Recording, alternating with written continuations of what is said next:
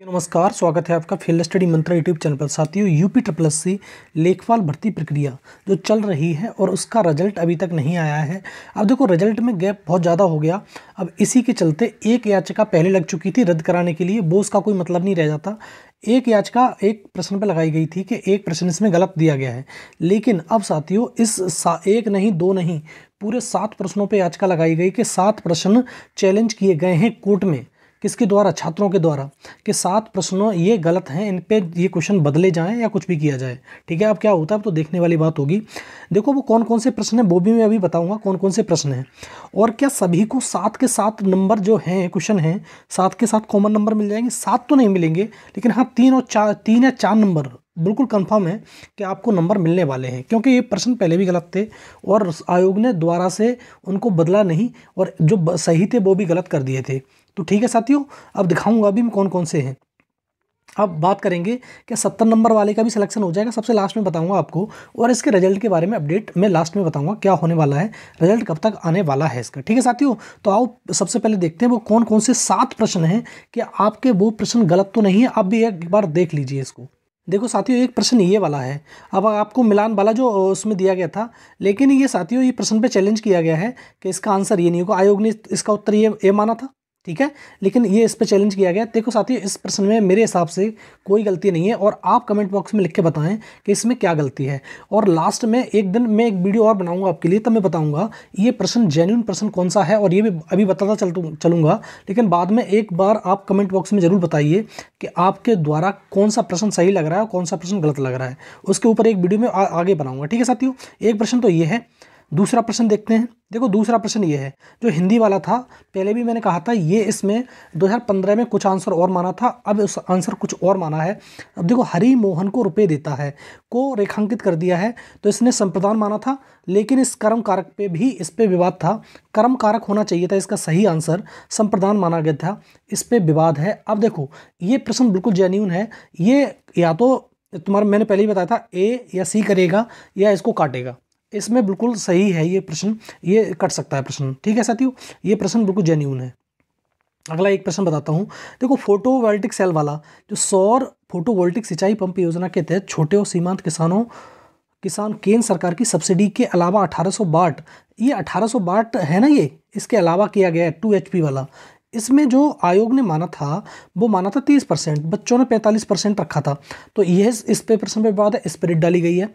अगला प्रश्न देखो, एक प्रश्न ये वाला है, निम्नलिखित में से कौन सा मंत्रालय नोडल विभाग आजीविका राष्ट्रीय आजीविका मिशन को संभालता है? तो इसमें माना था इसने, जो किसने, ग्रामीण विकास मंत्रालय। ठीक है, तो इस पर रेट डाली गई है। अब आपको बताना है कि ये प्रश्न सही है या गलत है। आपको कमेंट बॉक्स में लिख के बताना है, क्या आपके ये प्रश्न गलत हैं, आपको ये भी बताना है मेरे को। ठीक है साथियों, अगला प्रश्न देखते हैं। एक प्रश्न ये है, देखो ये प्रश्न तो वाकई में डाउटफुल था, और पहले से डाउटफुल था। उत्तर प्रदेश भारतीय संघ में कितने राज्यों के साथ अपनी सीमा साझा करता है? अब देखो, क्या करना चाहिए था, मैंने पहले भी बताया था, जब मैंने एक बार वीडियो बनाई थी शुरुआत में, तो मैंने बताया 8 और 9, जिसने भी सी लगाया है और बी लगाया है उसको सबको देना चाहिए नंबर। लेकिन आयोग ने क्या किया, आयोग ने सिर्फ बी वाले को नंबर दिया, सी वाले को नंबर नहीं दिया। तो ये प्रश्न या तो काटे आयोग, ये जेन्युइन प्रश्न है, इस पर आपको नंबर मिल सकता है, बिल्कुल बढ़ सकता है आपका नंबर। अगला प्रश्न देखो, ये वाला प्रश्न, निम्नलिखित में से कौन सी योजना दुर्व्यापार और व्यवसाय यौन शोषण के पीड़ितों के दुर्व्यापार की रोकथाम और बचाव, पुनर्वास और पुनर्एकीकरण के लिए है?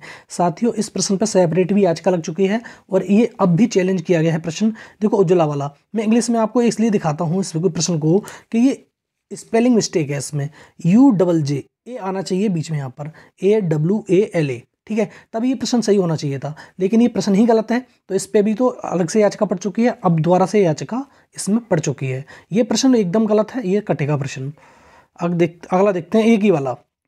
देखो, राष्ट्रीय राजमार्ग वाला कौन सा उत्तर प्रदेश से होकर गुजरा सबसे लंबा राष्ट्रीय राजमार्ग? देखो, पहले आयोग ने NH2 माना था, आपको मालूम है क्या माना था, NH2 नेशनल हाईवे नंबर 2। बाद में जब संशोधित उत्तर कुंजी दी तो आयोग ने खेल कर दिया, ये भी प्रश्न काट के क्या कर दिया, इनमें से कोई नहीं।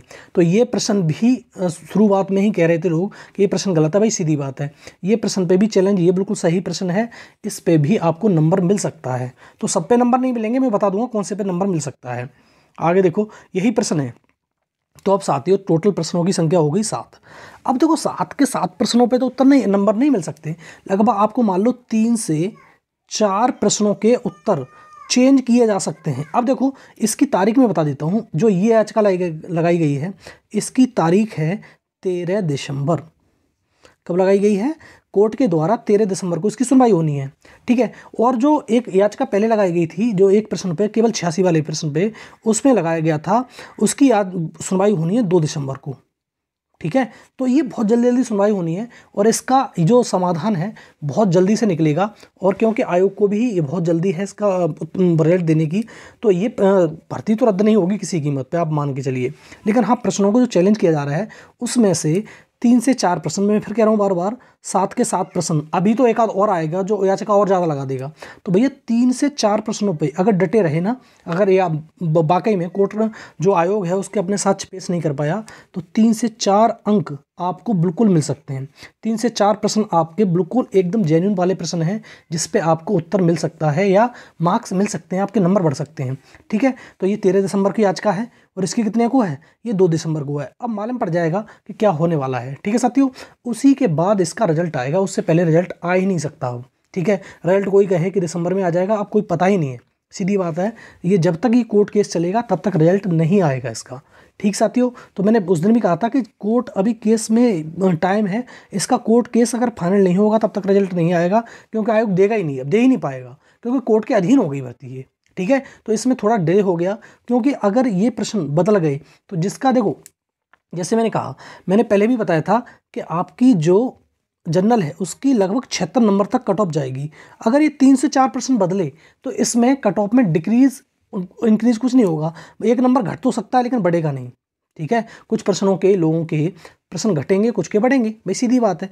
तो यह इसमें 1 नंबर घट तो सकता है लेकिन बढ़ेगा नहीं। आप ये मत सोचना कि अब हमारे 76 आ रहे हैं तो 3 नंबर और बढ़ जाएंगे तो और इस पर कट ऑफ आगे जाएगी, कट ऑफ आगे नहीं जाएगी।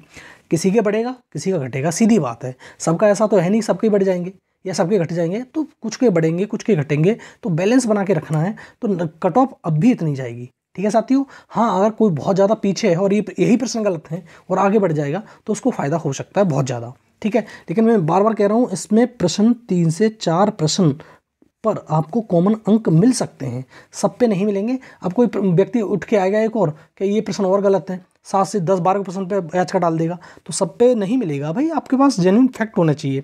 तो ये इतने प्रश्नों पे आपको क्या हो सकता है, फायदा हो सकता है 3 से 4 प्रश्नों पर। और 3-4 प्रश्न तो बहुत होते हैं, बहुत बड़ा मार्जिन रखते हैं। और मैंने बता दिया कौन कौन से प्रश्न पे आपको जेन्युइनली नंबर मिल सकता है, ठीक है साथियों। धन्यवाद।